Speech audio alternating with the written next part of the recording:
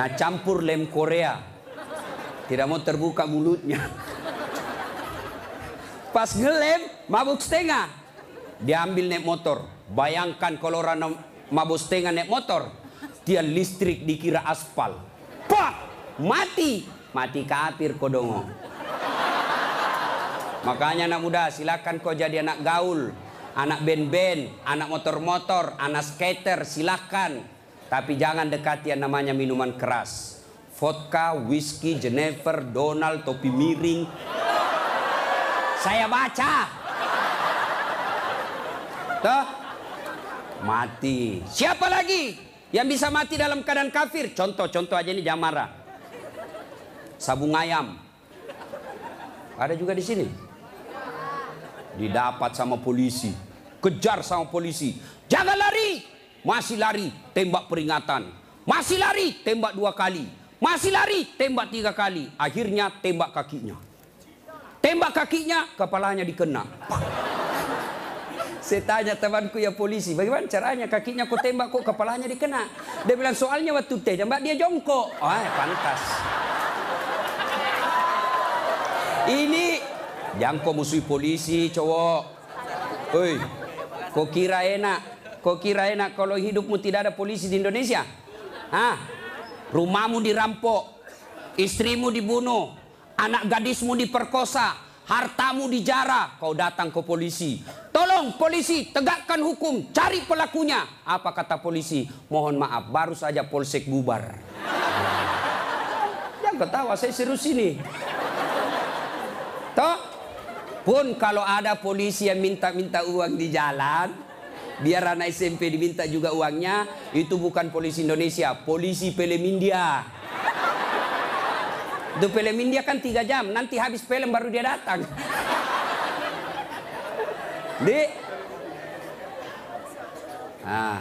Jadi bisa jadi kita beragama Islam, tapi kemungkinan juga bisa jadi kita matinya dalam keadaan kafir. Wa qala idzan, Allah kemudian berfirman, bismillahirrahmanirrahim. Ya ayyuhalladzina amanu dukhulu fis silmi kaffatan wa la tattabi'u khutuwatis syaitan innahu lakum adu mubin. Wahai orang-orang yang beriman, masuklah engkau ke dalam Islam secara sempurna, bukan Islam pencitraan, bukan Islam pilpres, bukan Islam pilcaleg, tapi Islamlah secara benar. Itu caleg kalau mau dipilih pasang baleho, takbir, fotonya dibalik kepalanya, siap jungkir balik untuk rakyat, pret, beleng-beleng. Tidak. Islamlah secara benar. Wala tattabi'u khutuwatis syaitan, dan janganlah engkau ikuti langkah-langkah setan, karena sesungguhnya setan itu musuh yang nyata bagi kalian. Musuh kalian bukan ulama, musuh kalian bukan ustadz, musuh kalian bukan tentara, musuh kalian bukan polisi, musuh kalian bukan mahasiswa, musuh kalian adalah setan, dan setan itu musuh yang nyata bagi kalian. Kalau saya ceramah seperti ini, ada enggak setan di tengah-tengah kita? Ada. Orang ceramah masa ada setan? Ada, setannya bukan pocong. Tapi apa setan yang ada di tengah-tengah kita? Bentuknya handphone. Apa ibu? Orang sudah ceramah masih sibuk juga. Sudah 55 umurnya siaran langsung juga.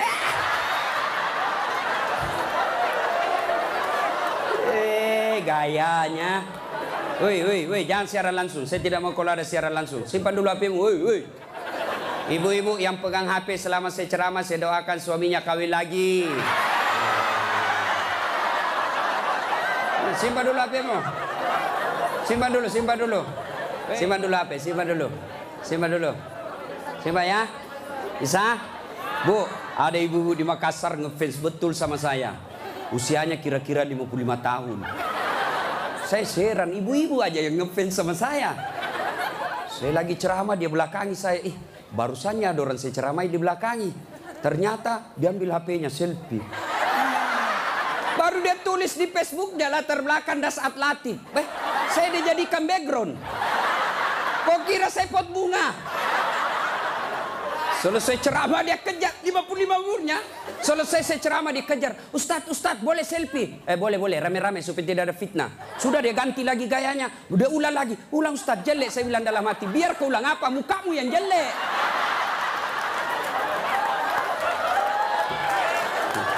Selesai selfie. Langsung dia bilang, Ustadz boleh cium? Hah? Haram. Nggak boleh. Nggak nafsu Ustadz cari barakah. Haram. Coba kau masih muda. Nakal. Simpan dulu HP ya, simpan dulu ya. Bu, bisa? Nah, wa qala idzan, Allah kemudian berfirman, Bismillahirrahmanirrahim. Innallaha wa malaikatahu yusalluna 'alan nabi. Ya ayyuhalladzina amanu sallu alaihi wa sallimu taslima. Sesungguhnya Allah dan para malaikatnya bersalawat kepada Rasulullah Muhammad sallallahu alaihi wasallam, maka wahai orang-orang yang beriman, bersalawatlah kalian kepada Rasulullah dengan sebaik-baik solawat. Saya mau dengar mana lebih kencang suaranya, ibu-ibu dengan bapak-bapak. Kita tanding malam ini, siap? Siap? Nah, yuk cowok-cowok, terutama ini cowok jomblo fisabilillah. Nah, kau diam dulu, kita dengar dulu ini ibu-ibu salawat ya. Ayo Bu, ayo bareng-bareng Bu. Salatullah salamullah ala toha Rasulillah. Salatullah salamullah ala Yasin Habibillah. Alhamdulillah. Ini bukan kencang, ini namanya syahdu. Suara begini yang kasih nafsu laki-laki. Makanya cewek, kalau kau ditelepon cowok, jangan kau kasih sahdu suaramu. Assalamualaikum, waalaikumsalam. Bagaimana orang tak nafsu sama kau? Lagi di mana dek? Di rumah aja kak. Kau tegas dong. Sebagai cewek muslimah, jangan kau mendayu-dayu. Assalamualaikum, waalaikumsalam. Lagi di mana? Di rumah. Ngapain? Apa tanya-tanya? Berhenti. Ini waalaikumsalam. Ibu-ibu diam, kita dengar ini cowok-cowok. Ayo, cowok jangan mempermalukan jenis kelamin. Ayo. Ayo. Diam ya, diam. Kita dengar ini cowok. Yuk. Salatullah salamullah ala toha Rasulillah. Salatullah salamullah ala Yasin. Masya Allah. Terima kasih. Sudah Mi Bos. Overdosis kok. Kita diam semua. Kita dengar ini di atas. Ayo. Duduk ngambil gaya lo. Ya, ayo bareng-bareng. Yuk.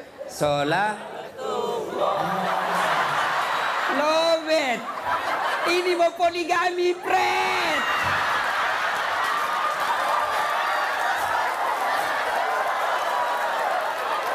Nah, ayo bareng-bareng semua. Yuk. Salatullah salamullah ala toha Rasulillah. Salatullah salamullah ala Yasin Habibillah. Alhamdulillah, terima kasih. Dek, bisa ndak bedakan tadi mana suara cewek, mana suara laki-laki? Bisa. Kenapa bisa? Karena Allah kasih kita telinga yang lengkap sensor pembedanya. Dia bisa bedakan mana bunyi handphone, mana bunyi kentut. Tanpa kau pernah kursus. Woi cewek, mau ndak saya kasih handphone iPhone X Max 512 giga? Mau? Gratis, mau? Mau mana? Mau. Tapi pulsanya 5 juta ibu, mau? Tapi begitu saya kasih langsung tuli. Nah, mau diapa handphone kalau kau sudah tuli? Halo? Rusak lagi nih HP. Halo? Buka HP rusak, telingamu masalah. Berarti yang mahal bukan jaringan, yang mahal bukan seluler, Yang bukan handphone yang mahal. Apa yang mahal? Telinga. Allah kasih kau gratis, tidak perlu kau bayar.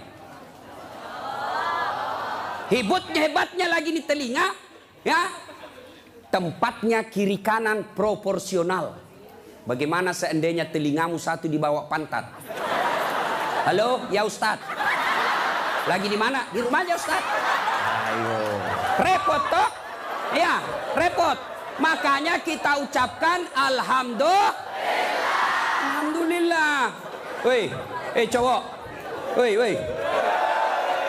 Mau saya kasih ini kamera, mahal ini kalau dikumpul semua, ratusan juta ini. Saya mengajar mata kuliah fotografi di UNHAS. Nih, ya. Kalau kau mau ngambil gambar, kau harus tahu berapa megapiksel kekuatan kamera kamu. Kau harus tahu berapa kekuatan cahaya di tempat itu. Kau harus tahu berapa kecepatan angin ketika ada kau ambil gambar. Kau harus tahu berapa jarak dari matamu dengan objek yang kau akan ambil. Apa ini kamera yang mahal? Bukan. Apa yang mahal? Mata. Allah kasih kau gratis, tidak perlu kau bayar. Hebatnya lagi di mata, begitu kau buka otomatis autofokus. Tidak perlu kau putar. Siapa ini? Oh, ternyata Felix Xiao. Wah, tidak perlu Pak. Otomatis. Dan hebatnya lagi di mata, Allah kasih kau sensor. Dia bisa bedakan mana istri, mana tetangga. Coba bayangkan, seandainya tidak bisa dibedakan, tertukar istrimu. Kenapa malam minggu lain-lain rasanya ini? Ternyata Satpol PP. Makanya kita ucapkan alhamdulillah. Alhamdulillah. Bos, saya mengajar mata kuliah public speaking. Nah, praktikumnya itu pidato di depan saya. Wih, ada cewek, ada kawat di giginya. Saya biasanya di kampung pagar yang dikawat. Ini giginya dikawat. Saya tanya, apa namanya itu, Dek? Dia bilang behel. Oh. Lidah Sulawesi ini, Bos. Jangan kau paksa saya menjadi lidah Solo. Hah? Mahal itu, Dek. Ini 20 juta. Wih, 1 kali umroh. Disimpan di giginya. Saya tanya, sini kau dulu cewek. Kau kira itu behelmu yang mahal? Bukan, tapi apa? Gigi. Biar kau mau pasang behel harga 100 juta, ndak ada gigimu, apa kau mau kawan? Ayo, berarti yang mahal gigi. Hebatnya lagi di gigi, tumbuh dan panjangnya dibatasi. Pernah ndak kau bayangkan bagaimana seandainya gigimu tumbuh seperti rambut? Saya yakin Dude Herlino tidak akan main sinetron kalau sudah keluar giginya. Tidak ada yang mau nonton. Makanya kita ucapkan alhamdulillah. Makanya jangan kau pernah ngeluh. Jangan kau merasa putus asa. Jangan kau merasa kamu miskin. Kalian semua orang kaya. Yang kekayaanmu kata Allah, fi ahsani takwim. Itu badanmu yang sangat cantik. Ya. Saya jelek Ustaz, karena kau membandingkan sama yang cakep. Saya tidak mau duduk dengan ini artis Satri Hijrah, hancur saya. Hancur. Lebih baik saya dekat-dekat sama Tukul 11-12. Kalau saya dekat-dekat di sini, hancur saya Pak. Bersyukurlah kepada Allah. Dan salah satu cara bersyukurmu, kamu datang di tempat ini. Allah kasih kita begitu banyak nikmat. Sehingga Rasulullah pernah sujud, meneteskan air mata dalam sujudnya. Lalu Umar bertanya, ya Rasulullah, kenapa kau meneteskan air mata? Kata Nabi, karena saya tidak bisa membayar nikmat Allah dengan ibadah yang saya lakukan. Adakah yang bisa mengalahkan ibadahnya Nabi? Demi Allah, di kolong langit ini tidak ada orang yang hebat ibadahnya seperti Rasulullah Muhammad SAW. Tapi beliau masih sadar ibadah yang dilakukan tidak mampu membayar nikmat yang Allah berikan. Maka kalian bersyukur datang ke tempat ini. Dengan catatan, setelah kau datang ke tempat ini, sehari sampai 3 hari, kalian dengar dakwah, kalian berzikir, kalian ngaji, kalian mencatat. Ingat, setan tidak pernah putus asa menggoda kalian. Bagaimana cara dia goda? Dia hancurkan pahala-pahalamu. Adakah perbuatan yang bisa menghancurkan pahala-pahala kita? Ada, kata Nabi. Sittatu asyain tuhbitul amal. Ada 6 sifat yang bisa menghancurkan amal-amal kebaikanmu. Adik-adik sekalian, kalian pulang ke sini 3 hari kalian bertempur.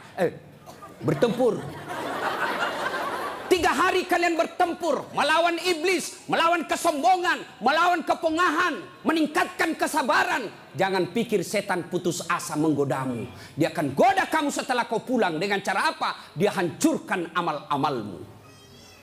Sehingga nanti kau berkata di hadapan Allah, ya Allah, mana pahalaku? 3 hari 3 malam saya dengar dakwah. Allah menyatakan, memang dulu ada pahalamu, tapi hancur oleh karena perbuatanmu sendiri. Apa gerangan yang menghancurkan amal itu? Kata Nabi, 1, al-istighalu bi'uyubil khalq. Suka sekali cerita kejelekan orang, dia lupa kejelekan dirinya sendiri. Gosip, gibah, penyakitnya. Bu ibu. Nabi ketika Isra Mi'raj diperlihatkan, bawa Nabi ke surga, Masya Allah banyak perempuan. Masuk ke neraka, na'udzubillah min zalik, lebih banyak lagi perempuan. Kenapa? Kata Nabi, karena 2 hal. 1, dia tidak mampu mensyukuri nikmat berupa suami. Dan yang kedua, dia tidak mampu menjaga mulutnya. Penyakitnya ibu-ibu. Saya ajak lewat tadi, masih ada yang gosip. Begitu saya dilihat, dia bilang, itu juga bajunya yang di YouTube.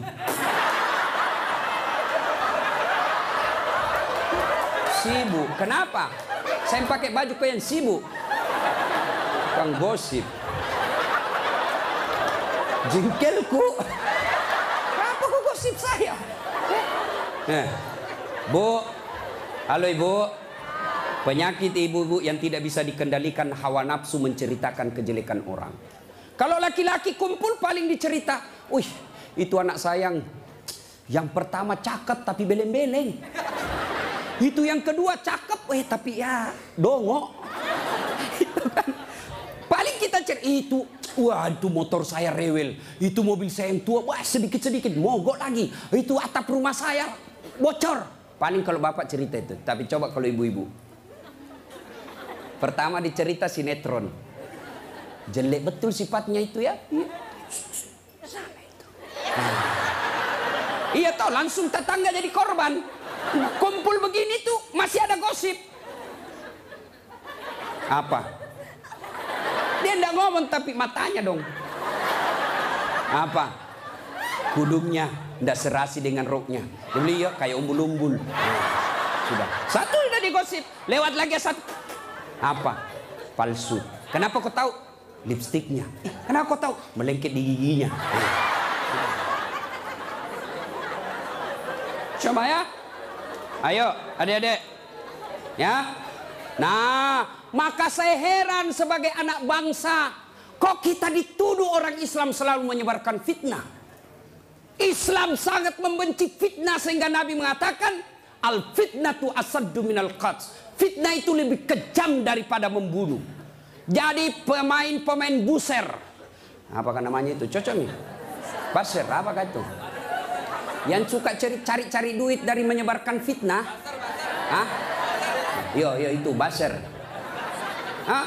Manalah. Tidak adalah kita orang Islam. Suatu kali Nabi menyampaikan, barang siapa yang mengucapkan 2 kalimat syahadat, diyakini sampai mati pasti masuk surga. Abu Hurairah senang dengar ini. Lalu Abu Hurairah berlari-lari kecil menuju ke pasar. Dengan tujuan apa? Dia mau menyampaikan berita gembira ini. Lalu didapat oleh Umar. Abu Hurairah, kau mau gimana buru-buru? Saya mau menyampaikan berita penting. Apa itu? Barusan saja saya dengar menyampaikan Nabi, siapa yang syahadat, yakin sampai mati, pasti masuk surga. Umar berkata, betul kok Nabi bilang begitu? Betul. Saya tidak percaya. Ayo kita datang ke sumber. Dalam teori komunikasi inilah disebut check and recheck. Datanglah Umar klarifikasi ke sumber berita Rasulullah. Ya Rasulullah, katanya Anda mengucapkan siapa yang syahadat yakin sampai mati pasti masuk surga. Apa betul berita seperti itu ya Rasul? Nabi katakan betul. Tapi ya Rasulullah, ada apa? Ini Abu Hurairah, dia mengumumkan di pasar. Terus saya khawatir nanti disalahpahami umat kita. Biar tidak sholat yang penting syahadat masuk surga. Biar judi yang penting syahadat masuk surga. Biar zina yang penting syahadat masuk surga. Saya salah paham nanti orang, saya khawatir hadis ini dipahami dengan salah. Lalu Nabi katakan, oke, jangan kau sampaikan ini halal umum karena dia bisa mengganggu kemaslahatan umat. Itulah sebabnya kita kenal dalam Islam, likulli makam makal, wa likulli makal makam. Setiap ada ucapan, ada tempat yang cocok untuk ucapan itu, dan setiap tempat ada ucapan yang cocok untuk tempat itu. Maka ibu-ibu harus bijaksana memegang WhatsApp, harus bijaksana memegang medsos. Kenapa? Karena jika ibu salah menempatkan medsos itu, maka ibu bisa berujung pada penjara. 2. Yang bisa menghancurkan amal kebaikan kita. Apa itu kata Nabi? Hubbud dunia. Terlalu cinta kepada dunia. Cinta dunia boleh. Cinta dunia boleh. Mana yang tidak boleh? Terlalu cinta kepada dunia. Kenapa ibu? Yuk. Salatullah. Salamullah. Ala toha Rasulillah. Salatullah. Ala Yasin Habibillah. Cinta dunia. Mana cinta dunia? 1. Menganggap enteng ibadah. Hayya 'alas shalah. Sebentar, masih panjang waktu duhur. Ini kan sampai jam 3. Cinta dunia. Mana lagi cinta dunia? Ini paling banyak cewek. Mukanya dia tidak terima dengan ikhlas. Mukanya dikira tembok, coklat, biru, abu-abu, krem. Sekarang cewek kan banyak palsu.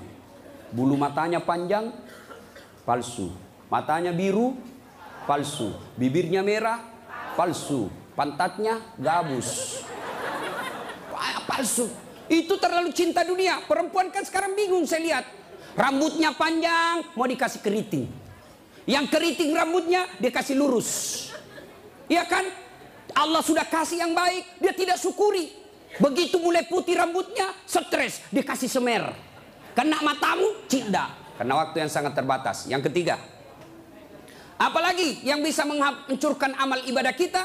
Qillatul haya, kurang rasa malu. Oh, ini banyak di Indonesia. Anggota DPR malu dong, sudah digaji oleh rakyat, uang rakyat, kalian tidur saja.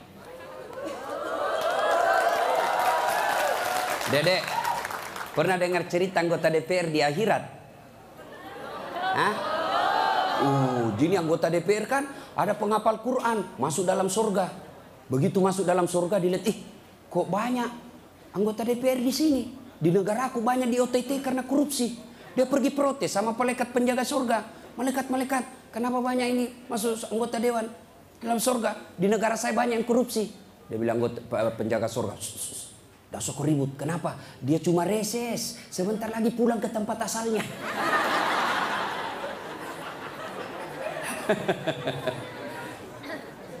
Terlalu cinta kepada dunia dilarang oleh agama.